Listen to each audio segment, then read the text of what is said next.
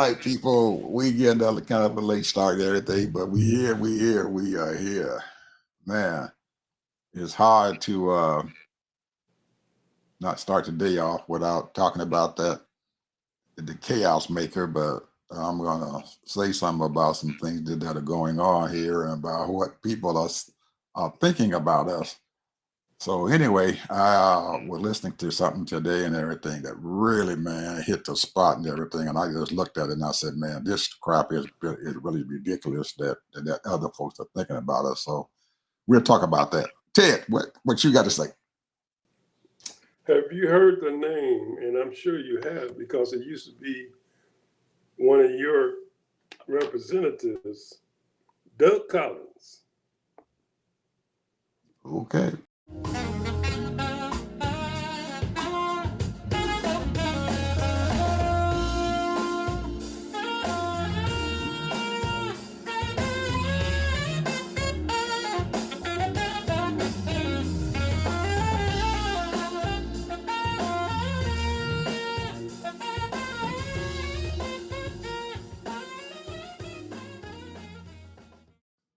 Welcome to the TED Ed Podcast, where we delve into the issues that shape our daily lives and drive our productivity. We confront topics that matter deeply to all of us, from healthcare and affirmative action to voting rights and monetary success and failure. We cover it all. And yes, we dive into the complex world of politics, exploring how our country has evolved from slavery to the 21st century. Our content is crafted with care and expertise, drawing from years of experience in these critical areas. We invite you to give the TED Ed podcast a listen. You won't be disappointed. Share your thoughts with friends and confidants, and don't forget to like, comment, and share our episodes. Your engagement helps us grow and reach more listeners. Are you passionate about these topics? Do you have unique insights to share? You could be one of our guest speakers. Drop us a line, send an email, or leave a comment. All requests will be considered. Join us on this journey of exploration and understanding. This is the TED Ed Podcast. Thank you, and enjoy the show. All right, let's get started here. Now, Ted, you were talking about who now? Doug who? Doug Collins. Doug Collins. Is he the He basketball used to be, player? no, he used to be a congressman who worked in one of the committees with one of the representatives who was in charge and chairman. He ended up dying. I can't think of the guy's name, but he's from Baltimore. And he's now the secretary of the Veterans Affairs. And he's talking about cutting over 60,000 jobs. And which means there's going to be lack services. Now, he's claiming that only a certain amount of people, 9 million people, need the services, so we need to shut down some of these veterans offices and all of that kind of thing. They have a program, and I forget the name of it, but it deals with the homeless. 2022, 2023, they cut homeless for the veterans about 50% under Joe Biden. They cut that program out because what they were doing, they was providing homes, apartment complexes for these veterans so they can get off the street. Some of these people got a lot of money for their housing, but they got these veterans off the street. Some of them was getting veterans benefits and the whole thing, but they had no place to stay. But they cut that program out. Doge did. So, and it was taking a lot of homeless veterans off the street.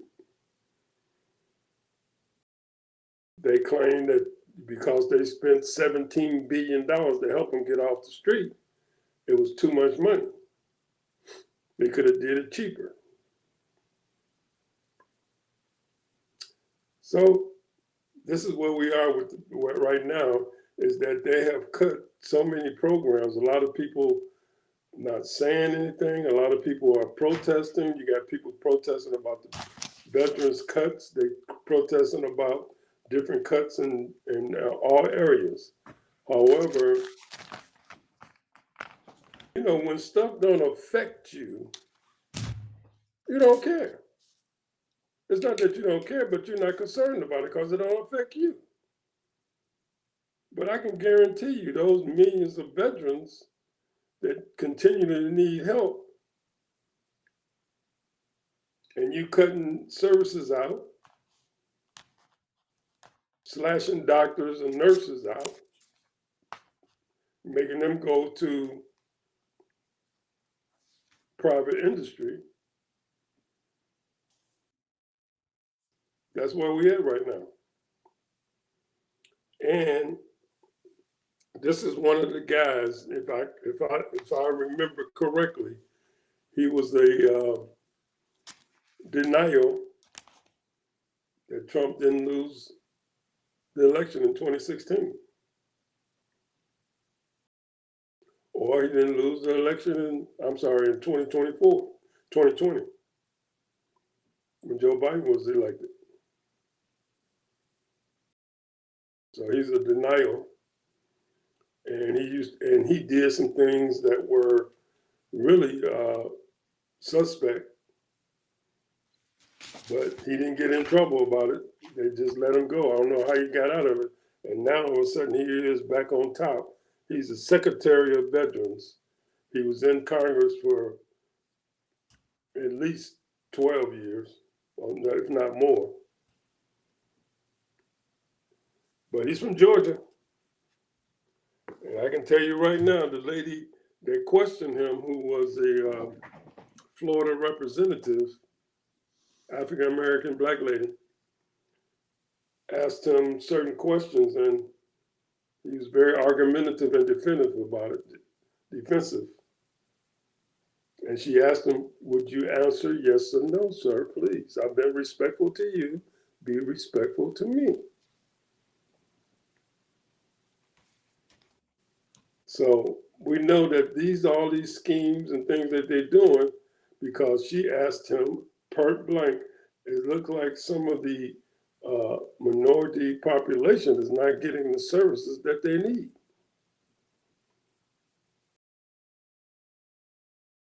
Well, have them call my office. Have them call the VA. He said, well, sir, you have closed down so many offices. Who should they call? Should they call you directly?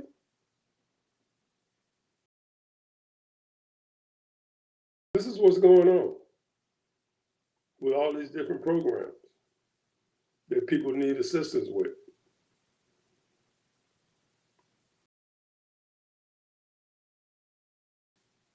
But as long as it don't affect you people, you're not concerned about it. But it's affecting the veterans. And we can go on to other programs too. Because it's not that I can't wait, but just wait till the educational things start coming. Gonna be a big thing on that.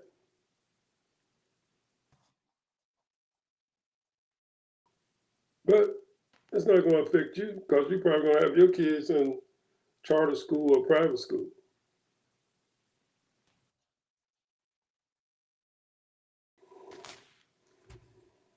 So well, that's one of the things I wanted to talk about. And there's a thing going around now here that is really kind of irritating me. You got black folks talking about black folks because most of these people are doing videos for clicks and showing black folks being either violent or being obnoxious or doing all kind of things. And you're going to always have that because there's white folks doing all kind of things too, but they're not videotaping their stuff. But you got black folks talking about black folks is just too violent. Black folks are stealing. Black folks are doing this and blah, blah, blah, blah, blah. You're going to always have your ratchet people that don't care, or people that's, and I don't like this term because, my mama never told me never say that you from the ghetto. She slapped my face.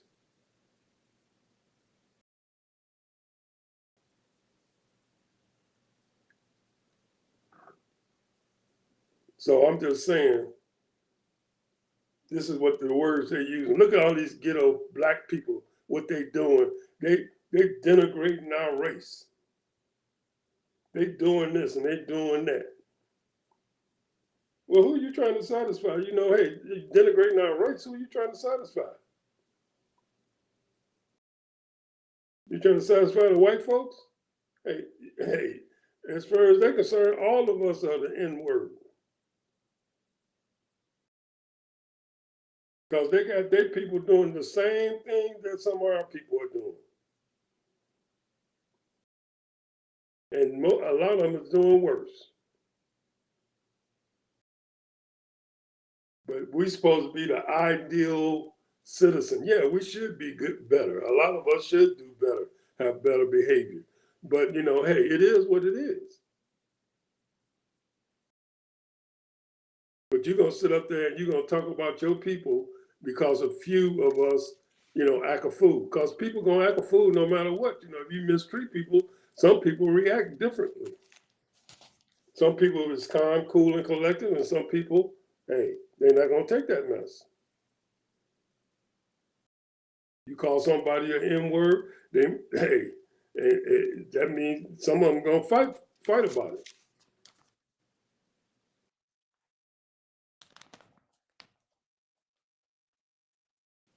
You minding your business, doing your shopping, and then somebody you end up accidentally bumping to them, then they're calling you out your name. Or you just minding your business. So I'm just trying to figure out, this got to stop. All these black folks talking about other black people. What are you supposed to be doing? Trying to get clicks for white folks? Because when you see what they respond by, yeah, then these black people going crazy. These black people going crazy. They doing all kind of stuff. Blah blah blah blah blah. Half of them don't even see a black person the whole day. They don't have any interaction with black folks. The only interaction you got is passing them by at the grocery store or somewhere, or walking down the street. You have no interaction with black people. And the place you work probably only got 2%, 3% of black people working in your offices. Y'all a lot of these people full of shit. You ask me. And it makes me mad. Because, see, I was one of those only black people.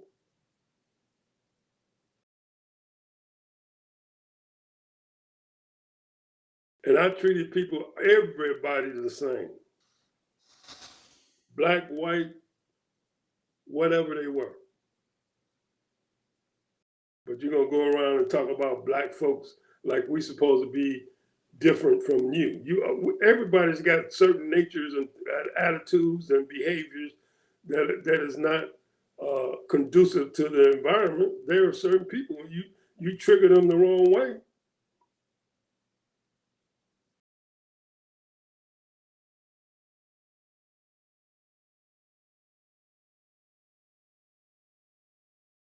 And all this is doing is raising up and trying to destroy our credibility. We have great people in our country that happen to be black. We got good people that's in our country that happens to be black. But we have bad people that happen to be black too. So you black folks are sitting around here dogging our people because a few people act up, pots on your house. That's what I say. Pots on your house. Deliberately going out trying to find BS.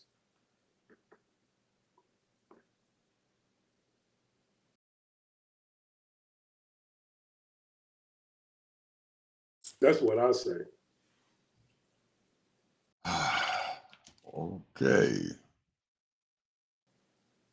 I got a whole list of stuff here that I wanted to say, but since you brought that up, I was listening at something that Roland Martin had on today,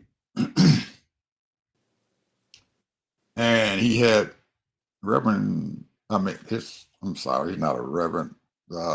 Congressman Jim Clyburn on, and he brought Congressman Jim Clyburn on because he wanted to find out what the congressman and stuff had said was going to say about. And about 3 weeks ago, I guess it was, this kid and stuff and everything. Well, he's not a kid, well, he's a grown guy now, but he used to be in that, he was in that school shooting. His name is David Hogue or Hogg or whatever they want to Yeah. call him, had put out that edict and stuff that he was going to he was going to use his power and the money and stuff that he has accumulated and everything to primary some of these congressional candidates and stuff and everything who have been sitting in these safe Democratic congressional districts. And he asked, Roland Martin asked Jim Clyburn and stuff what he thought about the fact that David Hogue has said this, that he was going to primary some of these people. And some of the reasons and stuff why he said he wanted to do this and stuff it was that some of these congressmen and stuff were getting too old. They were getting and their age and stuff and everything, they were getting sick. They don't fight hard enough and everything against what the Republicans and stuff are doing. So Jim Clyburn said something and everything that kind of threw this whole thing into somewhat of perspective.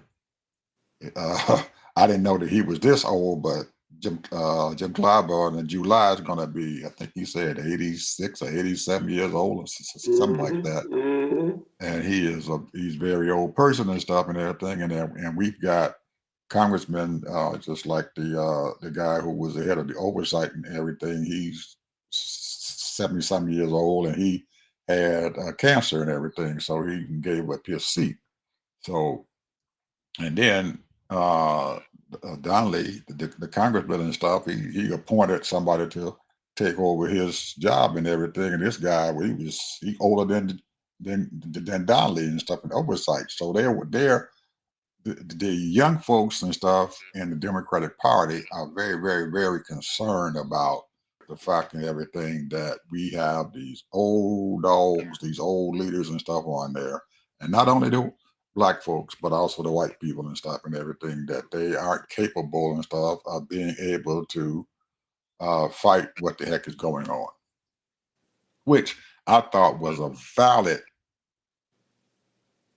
statement, because at some point in time, Ted, and you and I both know that we have to leave what is going on out there because we are not capable and stuff of handling the job and stuff of taking care of what need to be done and stuff and everything. And there are some deficiencies that's going to happen. The older you get, you're not going to be as quick. You're not going to be as nimble. You're not going to think differently and everything and be able to bring forth new ideas, especially with this new artificial intelligence coming in. And I know damn well that most of those people and stuff over there who's above 74, 75 years old have no idea what artificial intelligence stuff is. Especially after our education, secretary and stuff, when someone said something about it and she called it A1. She's the educational secretary. She's speaking of artificial intelligence, but she called it A1. So you know damn well she didn't know what the hell she was talking about. Anyway, getting back to Jim Clyburn, he said that every time that he runs for reelection, he talked with his family to make sure that everybody in his family and stuff, and some important people within his district and stuff and everything are okay with him taking going forward to be reelected, which I thought was a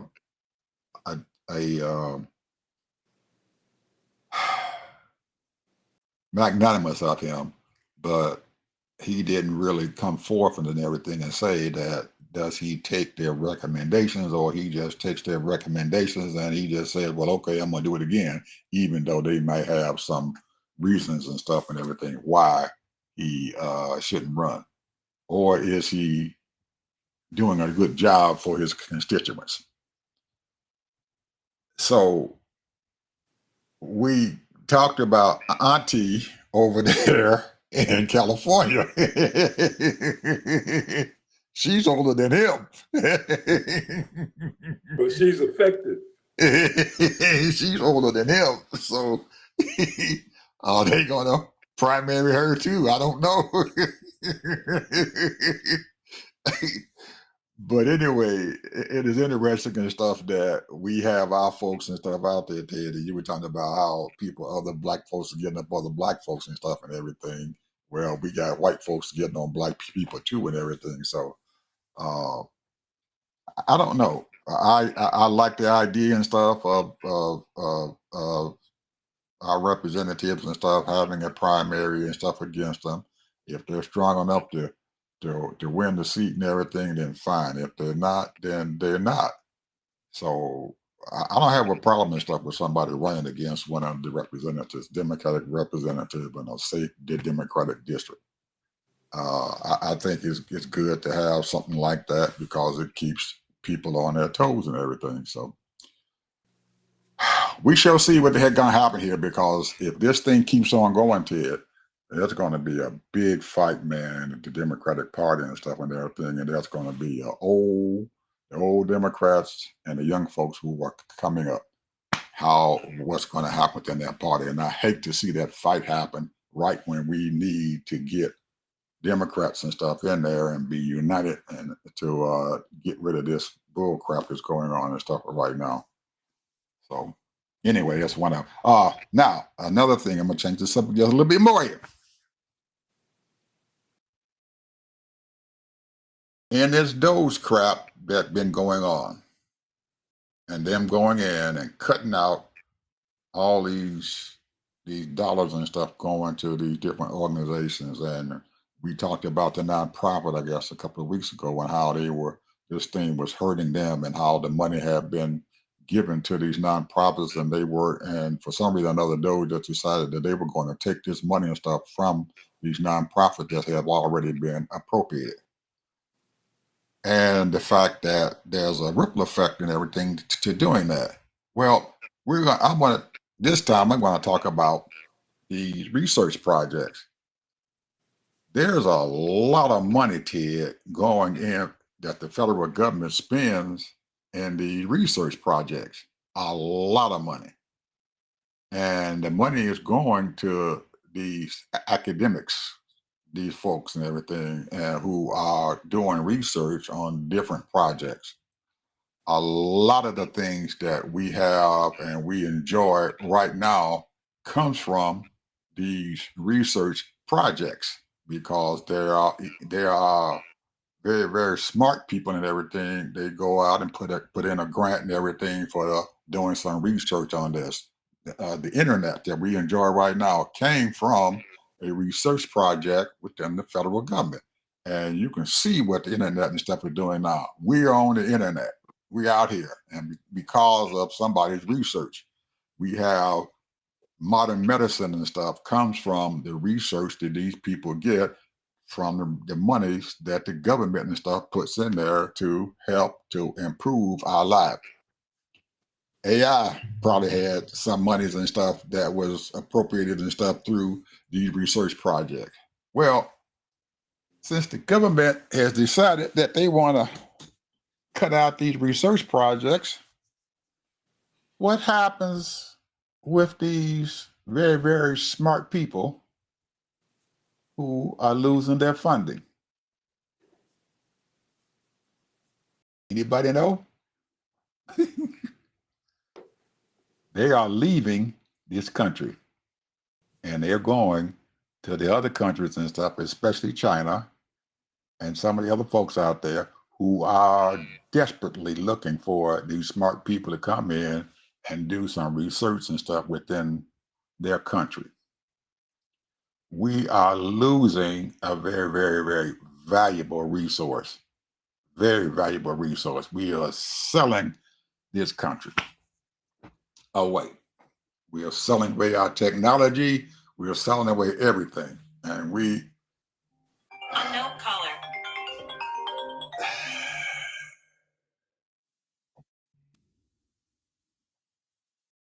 Oh, man.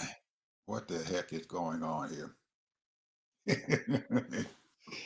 Anyway, Mr. Harvey, that was something that I thought that was very interesting and stuff about this research because I had no idea and stuff there was anything going on and stuff out there about and yeah, we losing that research money and stuff. What the heck, because this became a kind of a giveaway and everything to these universities and stuff and everything. But there's a lot of good being done and stuff by spending this research money. And I think that we needed to go back and reassess and everything as a country and stuff, the value and stuff of this research. Okay.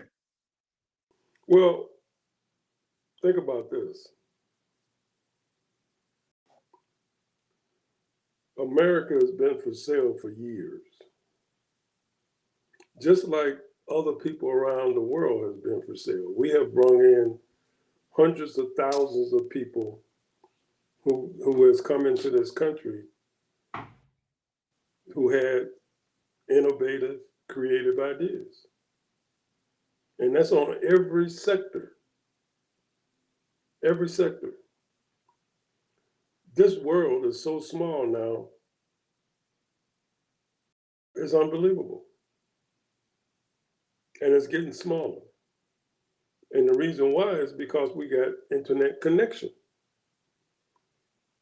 I hear from all kinds of people all over the world because of the internet. Mm-hmm. So there are people that come here because we are supposed to be a free country. Right.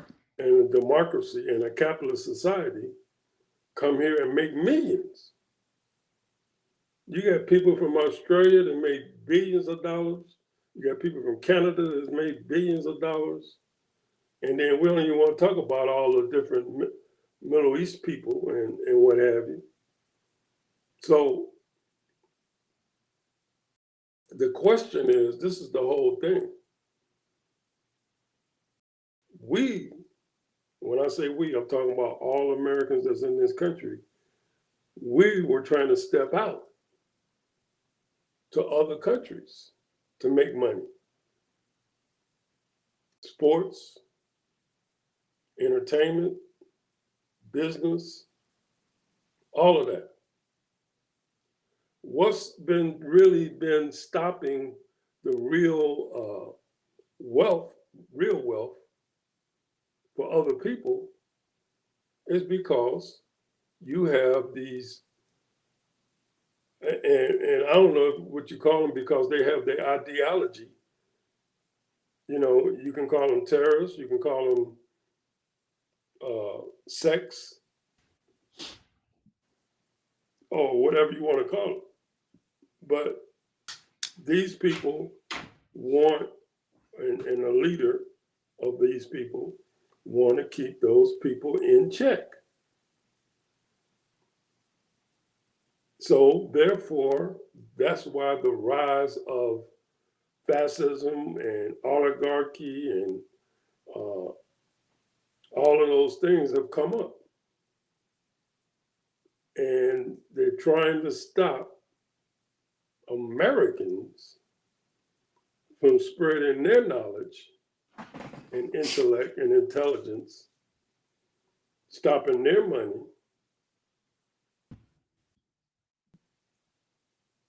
from making their money.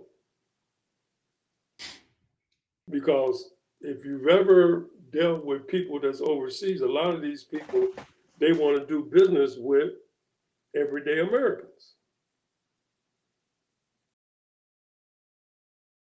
But who is the strongest culture vultures in this country? We are. We got hip hop, we got R&B, we got sports, all kind of music. We got innovative things in fashion. All of those things is a moneymaker. And that's what these oligarchs don't want. That's just my opinion. They don't want that. They don't want us to connect with all these, because let me tell you, when an athlete goes to China and who is famous here, they're big time. One of the big reasons why, conspiracy, now this is a conspiracy. One of the big reasons why whatever happened to Kobe, I'm not saying that this has happened, but I'm saying this is a conspiracy, is that he was going to have one of the biggest international league in the world. He was going to call it Black Mamba. Those people go over there, any of those athletes go over there to China or anywhere else, they're like gods. Same thing when it comes to entertainers. That's the reason why they dog Beyonce. That's why they dog anybody that is famous that they don't want to be famous. It's all about the money, bro. If you follow the money, that's all you got to do. A lot of these entertainers, they make more money overseas than they do here. A lot of those athletes, they sell more jerseys and footwear than they do here. This is about the money, bro. Stopping the money to flowing. And the groundwork was made in the 70s when a lot of our entertainers went all overseas, all over the world.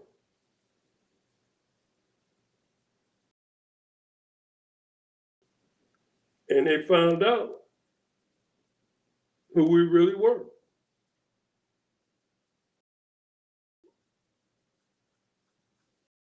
And that's why you have these racist people who dog black people. One of the big things that is one of the biggest sports in the world is soccer. Who do you think they dog the most in the soccer games? Huh? Black folks. Those African soccer players, they get dogged all over the place, bro. But they're making millions because they are superior in the soccer game.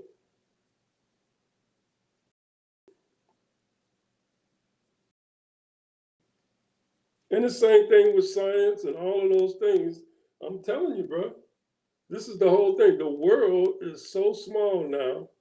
The only thing Trump got going for him is 47. I'm going to tell you, the only thing he got going because he's the president and he can make deals.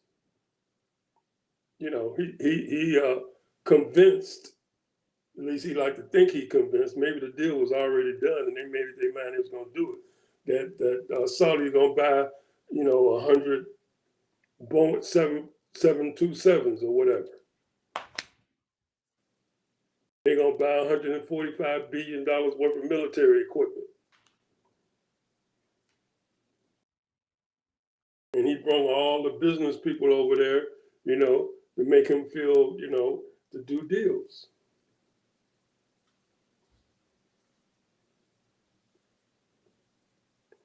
The world is small now, bro. The world is small. And the only thing that we can't crack and what we've been trying to crack is China.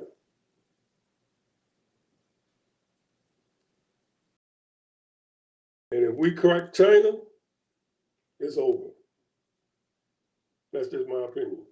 It's over. But you know, they so tight knit, they don't want no other people in there to take over that money that those Chinese people got, because they don't spend money. They save their money. They invest their money.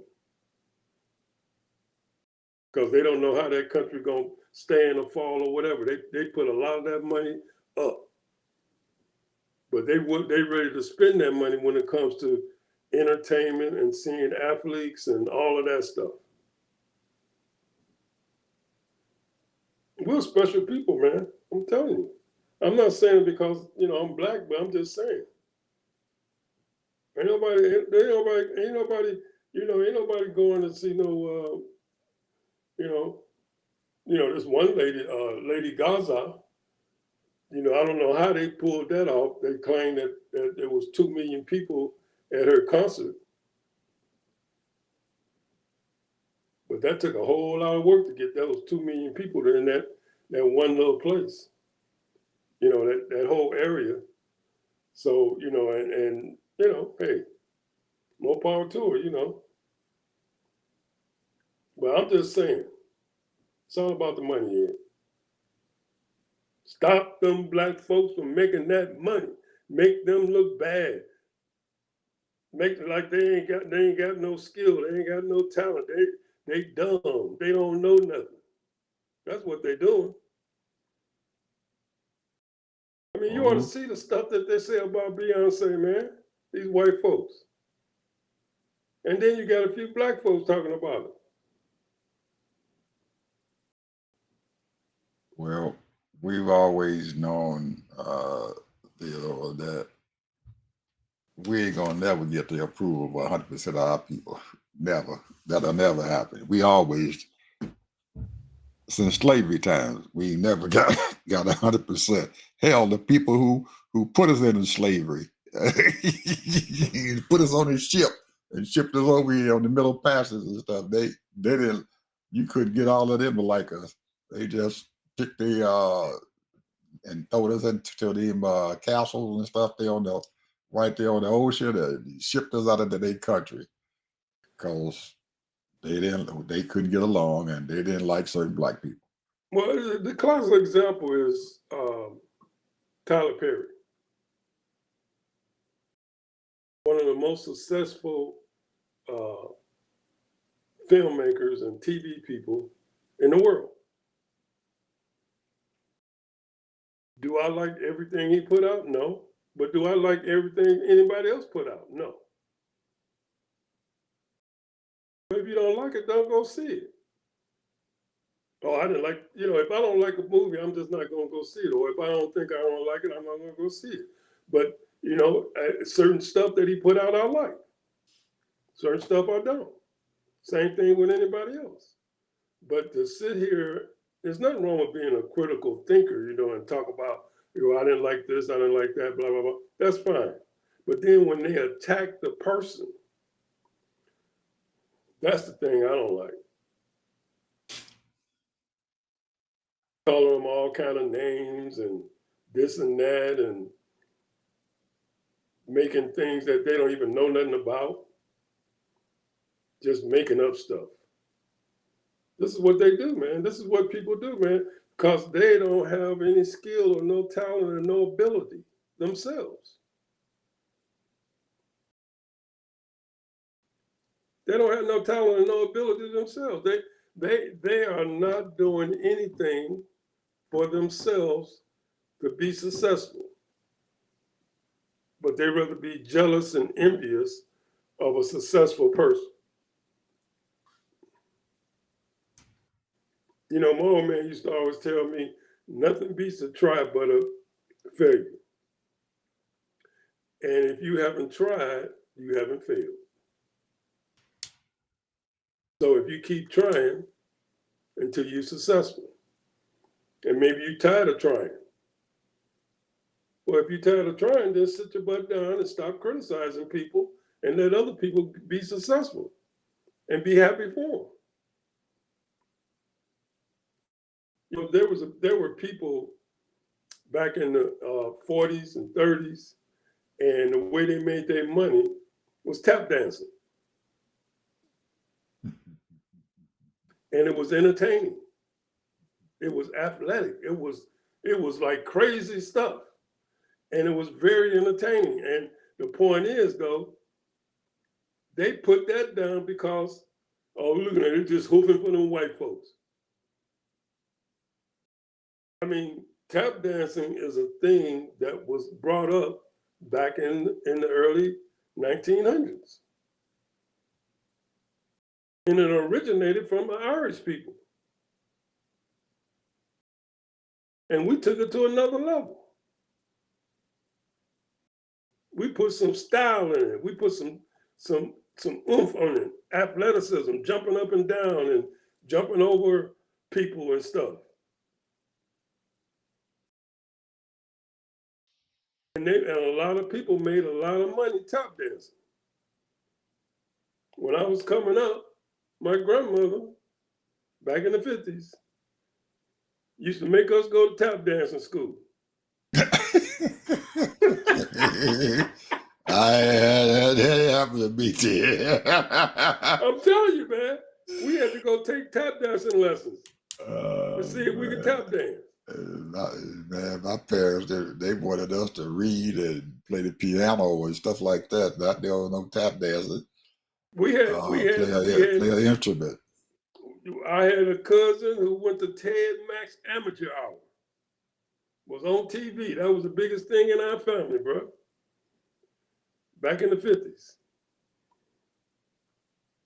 So the thing is that what it is that, back then, when people was making $300, $400, $500, $1,000 a week, that was a lot of money then.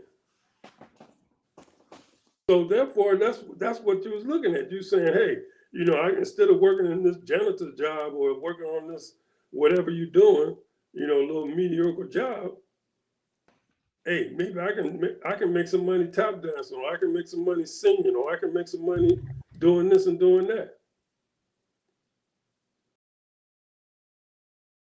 Use your talents and your abilities and the things you love to make money.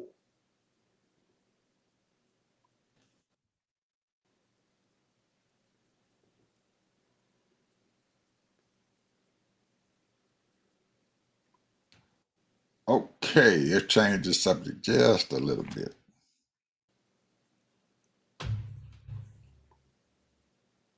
I like this guy. He is he's a LGBTQ person, but I like him. S.O. Pete Buttigieg. Who? Pete Buttigieg. You like Buttigieg? No, I said I like the guy. I ain't said I'm following his footsteps or anything, man. No, I ain't. That ain't. I just You like ain't the gotta guy. go there, Ed. You I ain't like the gotta go there. guy I as a understand what you're person, saying. man. No, I'm not. No. I understand what you're saying. The guy's smart. Okay. He's But smart. see, you threw a little oomph in there and everything, and it caught me right quick. Wait a minute, hold it That now. wasn't my tone, Ed. That was Yeah, not my no. tone, bro. Come on, Ed. Okay. Anyway, we have been talking off and on doing our show ever since January 20th came about, and we started getting back and doing our stuff here. That where is the Democrats at? What are they doing? Pete got up.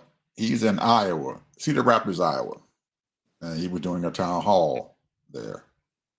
Cedar Rapids, Iowa, and stuff has a very, very, very small minority in that city, and The whole state's 3%.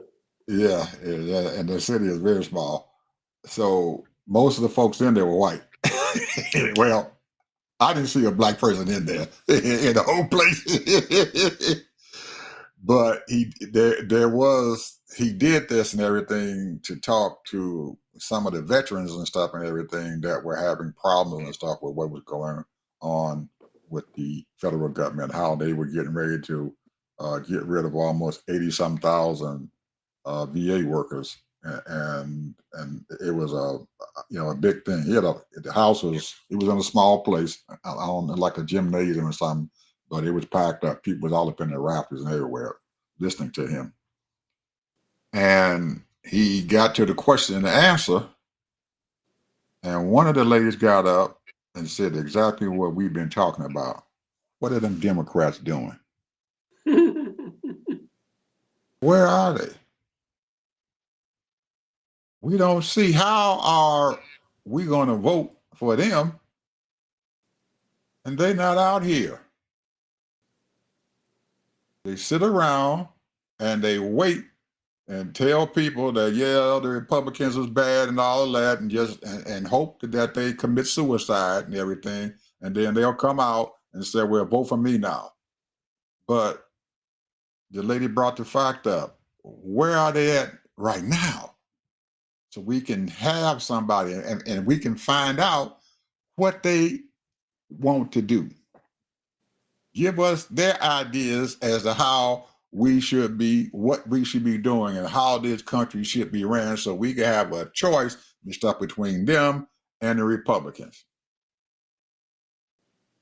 And man, everything that lady said and stuff, I can look at it and I can see our thing. I said, man, we talking about the same thing. We don't dislike the Democrats, but you haven't given the people out there a chance to see who you are. They're gonna wait until 2026 when the election come up, and then they're gonna pop up. Oh yeah, okay, vote for me. Where have you been in 2025? You're not out there. We don't see them.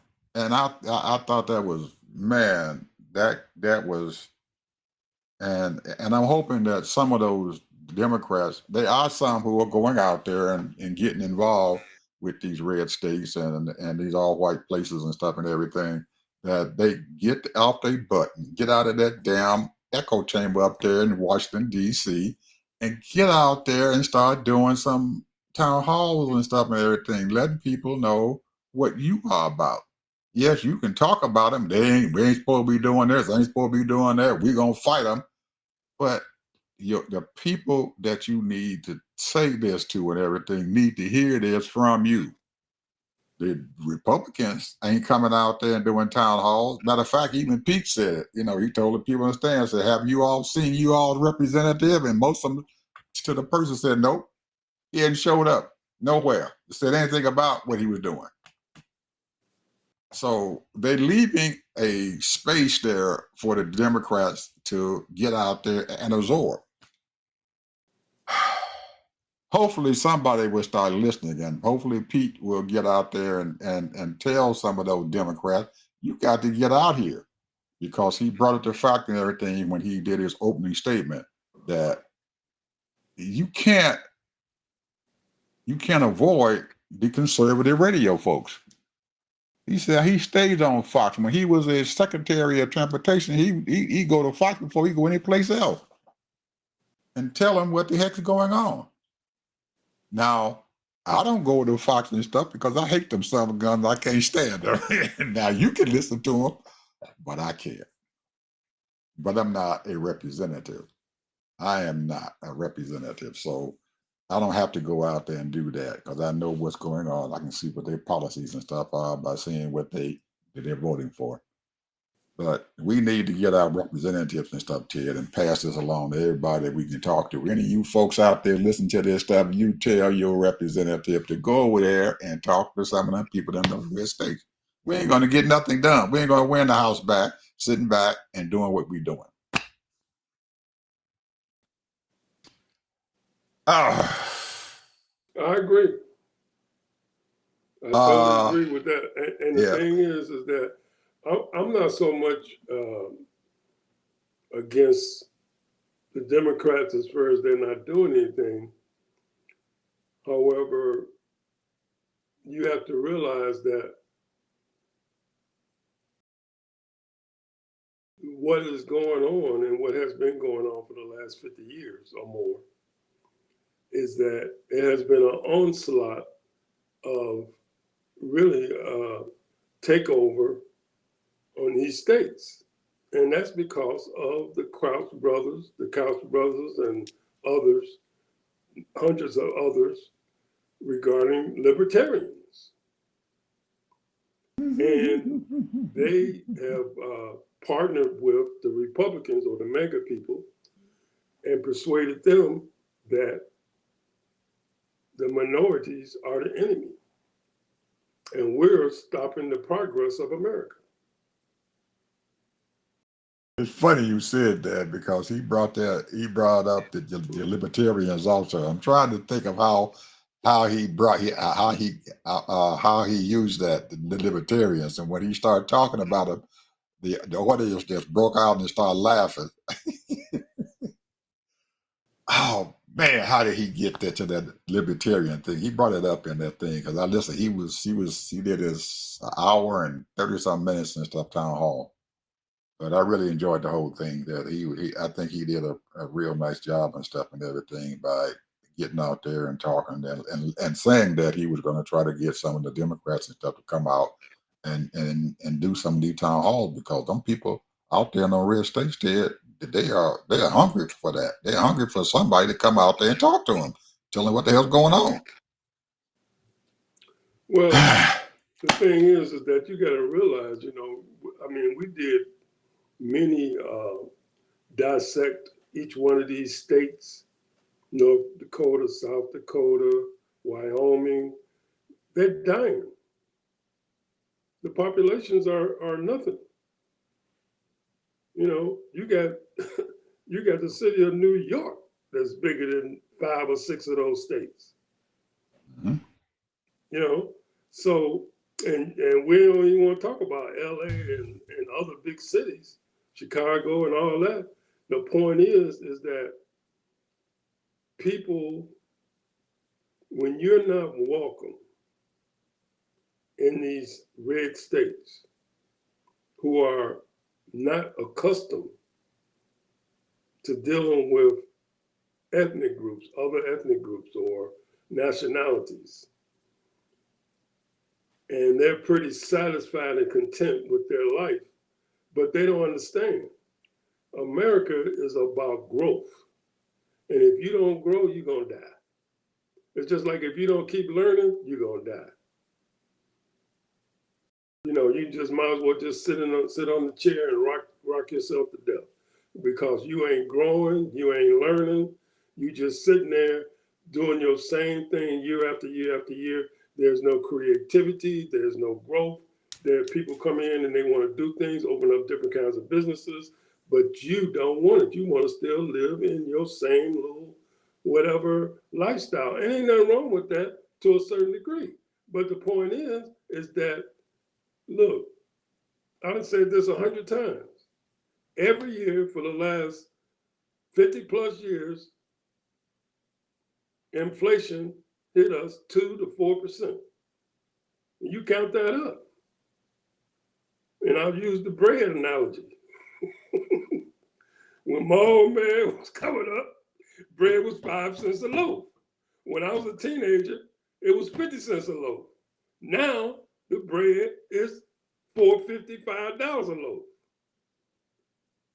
And you can go on, all different kinds of things. We used to buy McDonald's, Burger King, Big Whopper for 69 cents. Now they're $6. Come on, bro.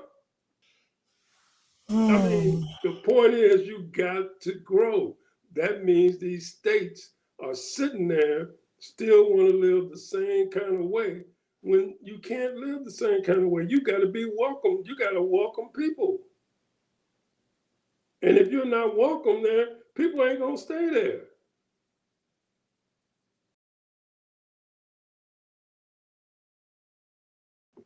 They're not going to bring their money to your state so that you can grow. You sit up here with 700,000 people in your whole state. There there are people who are not in this country are looking at us, Ted, real screwed up. And they have been watching ever since Donald Trump has gotten into office what the heck he has done and what he is doing. And one of the things that they are talking about that is going to hurt us and stuff down the road, Ted. I mean, hurt, and it's already hurt us, but it's just beginning. The fact is that this man, he sits up there in that daggone White House, and the Republicans have allowed him to do whatever the hell he wants to do, knowing that he is destroying the country. And all these nations and stuff, all of our friends, all of our enemies who are out there who are involved in trade with this country are going to start avoiding us big time. And the reason why that what I'm hearing and stuff from people outside the borders and stuff here is that they don't trust us. If you got somebody that you're trading with, that you trade back and forth with, there has to be some sort of a trust that is there and stuff with them, and that you can believe what they're going to say. Right now, we know that all of our docks on the East Coast and the West Coast, the containers that are coming into our country has gone down anywhere from 45 to 60%. And we haven't hardly got anything in there, and our shelves going to start being empty if they are already started being there in our stores. So what happened and stuff, they went over to China, went over to Switzerland or wherever they did, and all of a sudden, when they dropped these tariffs down to 30% for Chinese and 10% for the American products coming in to China, our whole administration and stuff down there, the Trump administration said, we got a deal. We got a deal. But everybody outside of this country know this ain't no deal. It ain't no deal. There ain't no trade deal. There's a 90-day pause. That's it. In 90 days, we don't know what the hell going to happen. This ain't no deal. Now, nobody is saying that. All the newspaper media is everybody. But yesterday, Fox or Hannity, he's on the plane with Trump. He did an interview with him. And he asks Trump, what about this deal, this trade deal that we got with China? And Trump says, well, I don't know about no deal. Now his administration put all over the place. We got a deal. We got a deal. We got a deal.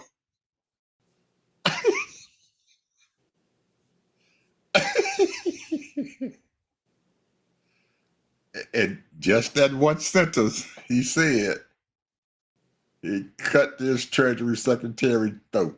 Because he's the one sitting out there spouting, we got a deal. We got a deal. And the president didn't cut his throat. We got no deal. A fucking 90-day pause. That's it. Trump begged China, begged them to keep that doggone thing, those carts to come in. He saw them ports empty, and he said, we got to get some product into this country or they going to massacre me. So he went out there and told them that we're going to make a 90-day pause. And they negotiated a pause. That's it. They ain't negotiating no damn deal. Now, That was a mercy, and I don't know what he gave up for it. Yeah. Because they ain't gonna do nothing for nothing. China has already started loading. They got their whole harbors over there loaded up. They loading them ships up, and they sending them damn ships going to be coming in to these ports and stuff like 40 going north. They going to load up all their warehouses, everything they got, because they have no idea after 90 days if they're going to be able to sell their shit here in the United States. So you can expect them ports to be, them guys, them longshoremen, they're going to be working 24/7, 16, 20 hours a damn day and stuff, 7 days a week, unloading them daggone cargo ships, bringing that crap into the United States fast as they can get it for that 90-day period, because they have no idea what the hell going to happen. Ain't no damn deal. They just paused it, just like he did. Ed, think about this, though. Think about this. You had Boeing that went on strike on Biden. You had those port people go on strike on Biden. You had the teachers went on strike on Biden. You had all these people going on strike on Biden. Trump comes in and he starts a whole big thing and then say, "Oh, y'all ain't gonna strike on me, because I'm gonna cause chaos." And that's what he did.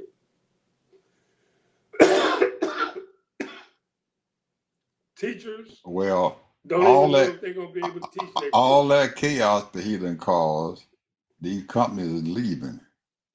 Boeing says they closing down all their crap in the United States, and they moving their shit overseas.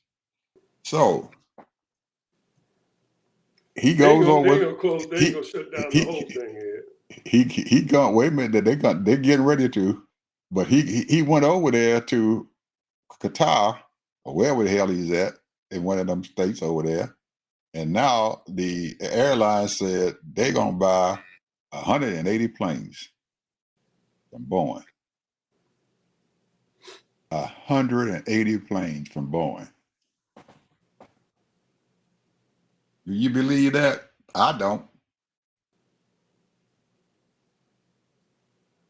Nah. That's some bull crap. He just some stuff that he sit down there. He didn't say, "Well, I'm negotiating for Boeing to get there." I don't believe that at all. Not at all. I don't believe it. Because anything that Trump does, it's a big mess. Now, there was an interview that happened on one of these shows and stuff, and there was a professor from the University of Macau over there, somewhere around Hong Kong or someplace over there in China. And they had him sitting there talking, and he's an economics professor. And they were asking him about the United States and why our folks is now touting that they're going to bring jobs and industry back to the United States.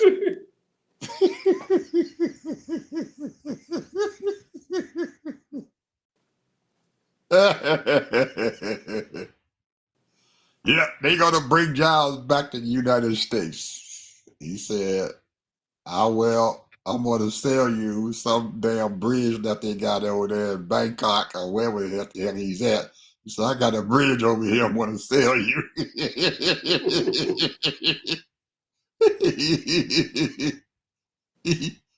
That is the stupidest idea he said we ever heard of.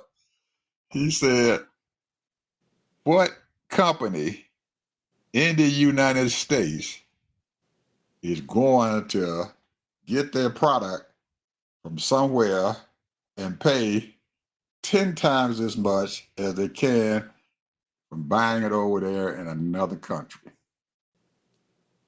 They would be fools. They would be bankrupt and going out of business. So they can buy this product over here 10 times less than they can if they had manufacturing here in the United States.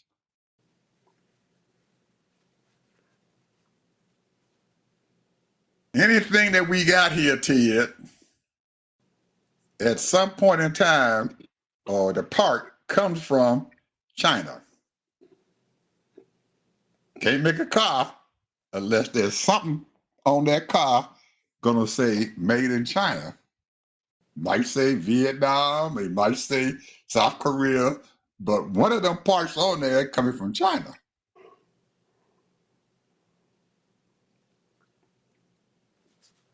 China stop with any part, they can't make no cars. Because anything that we produce in here, it comes from outside this country. Parts of it come from outside this country. Raw materials or something.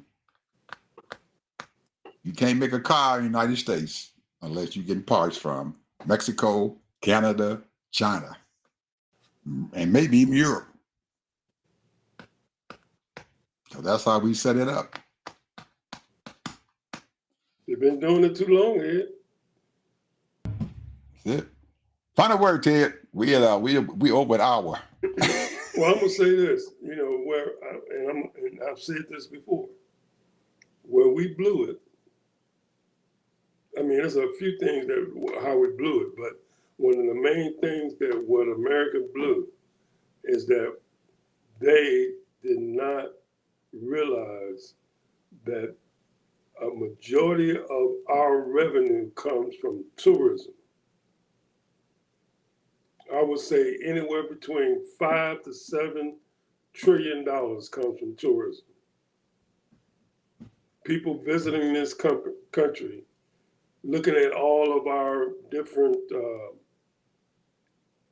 wonders, visiting all, coming to see the entertainment, coming to go to the parks and all of that kind of stuff. That's a big part of our revenue. And it's a big part of jobs because you have to have people to service these people. And when you don't do the right things for people, your people, don't nobody want to work for you. You can't just hire them on seasonal. You want to work for 6 months, then you get fired. They just keep a few other people. Or you're working for some agency temporarily. Now, these people, they didn't find them out. They didn't find them out. They didn't mess around and find them out.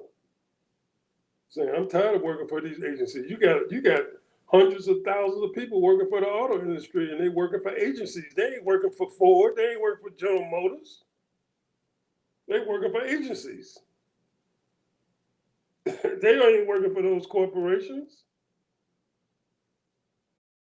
These people ain't no fools, boo-boo the fools. They don't want to hurt. It's all about saving that money, bro. Because, number one, you ain't going to get no retirement. Number two, you ain't going to get no good health care. You're not going to get paid as much as the regular workers.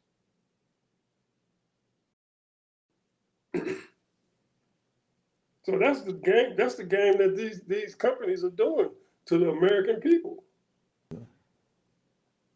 I got 3 things I want to say. One of them starts with TPP.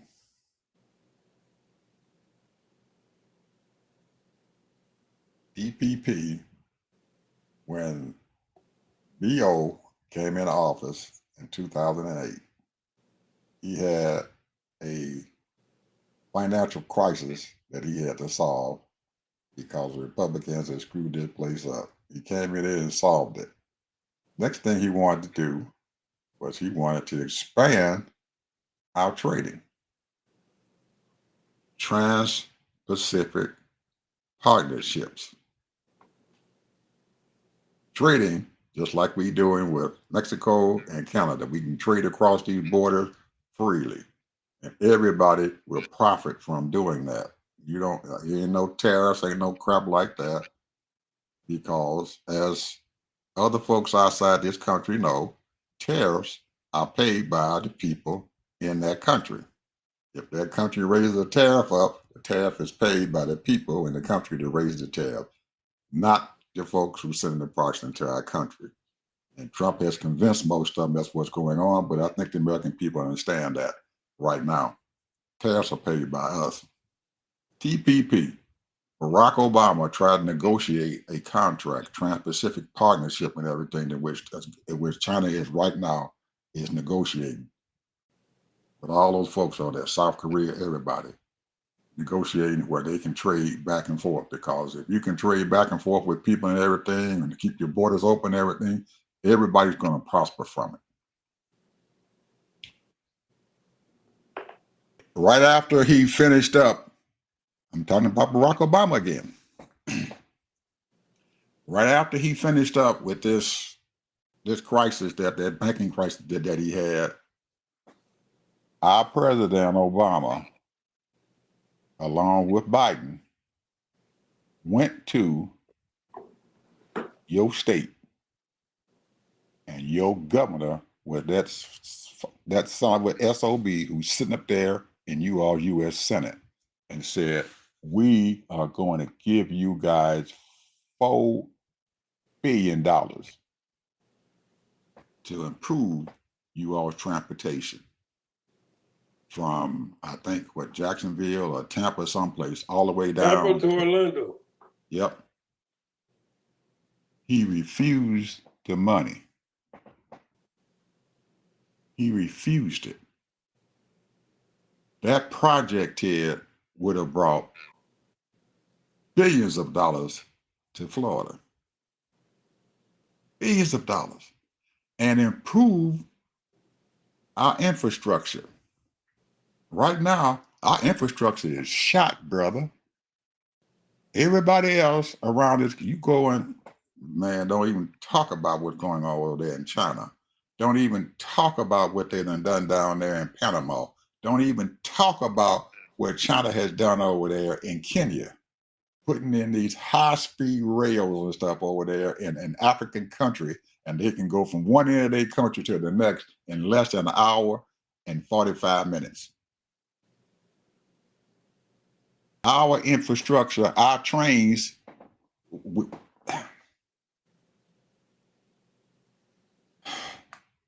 it is horrible, man, what we are traveling upon now.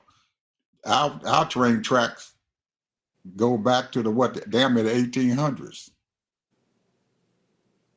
We still riding on these old ragged ass rails.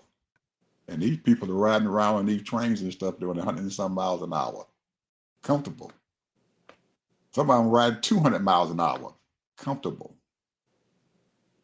We got roads out there that Biden decided that he can pass through the Congress and stuff and everything to fix our highways up. They done fix some of them up. The man done cut their money off. Yep. We still need to repair some of these roads and stuff. Some of these roads are still messed up. Bridges. We need to be putting down. We got these trucks and stuff that's coming over there and tearing up these highways. You go out there on the road. I've been out there driving. You got these 2-lane highways sitting there. The trucks and stuff blocking everybody up. Somebody should have went out there and say, hey, we know that we got to get our transport, our products and stuff from A to B. And we need some highways, some beautiful highways and stuff to do this. Nobody's putting that money out there. Doing this and stuff and everything, you are investing in your infrastructure. This is going to bring you money. The trucking company should be pissed off at this daggone country because they're riding down these little ragged highways, tearing their trucks up. Boom, boom, boom, boom, boom, boom, boom, boom, boom. Truck getting towed up. They got to make repairs to their trucks. You don't make money repairing raggedy stuff after a while. You got to put something new out there. Some of these other countries, you know what? They building new stuff and everything. We ain't doing crap. And we supposed to be a technology empire. We ain't gonna make it. California, they gave them what? They gave them some billions of dollars. They still trying to get their daggone high-speed rails and stuff done. And that project is probably another 3 or 4 years down the road. But at least Newsom is trying to do something about it. But the federal government and everything is creating problems and stuff for them. we need to get our transportation and our infrastructure to straighten out so we can start becoming a high-tech place where people can be able to come to. You go over there, they built an airport over there in, I think it was either Hong Kong or Beijing. Man, you talking about high tech. Our planes is crashing and shit. They crashing over here. What the hell going on?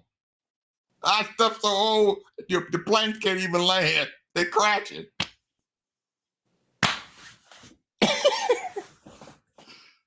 I'm done.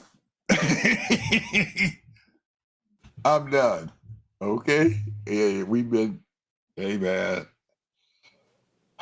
Ted, I don't know. People out there, let's get this country back in the right direction. Thank you.